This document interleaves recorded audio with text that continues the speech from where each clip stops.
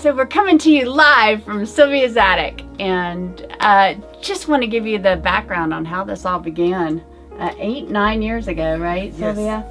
Yes. We were both working at a senior living facility. I had an office in there for our private home care company, and Sylvia was one of the caregivers that worked for our company.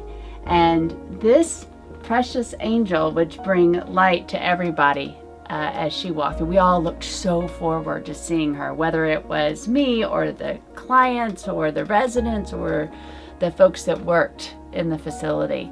And so one day I waited for her to get off work, which was late into the evening, and we walked out to her car together. And in so doing, I got a chance to see what it really is like to be a caregiver. She was going to a car that I wasn't quite certain was going to make it all the way home, and she was going home to a 2-bedroom apartment that served herself, her 3 children, her husband, and a person she took in from the church. So there were 6 people living in this apartment. And my precious Sylvia smiled all the way, looked forward to getting home, was grateful for her day.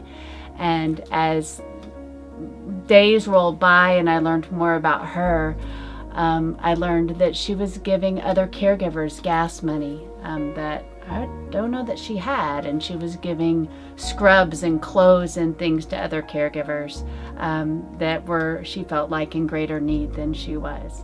We continued to watch our Sylvia take donations from some of her clients that wanted her to have some clothes or dishes or things, and she kept them in her car, and when she saw other caregivers in need, she passed them out. So one day in December, we had lunch together at Chick-fil-A, and she said, "You know, Kate, this is what I do." And I said, "I think we could do this even better."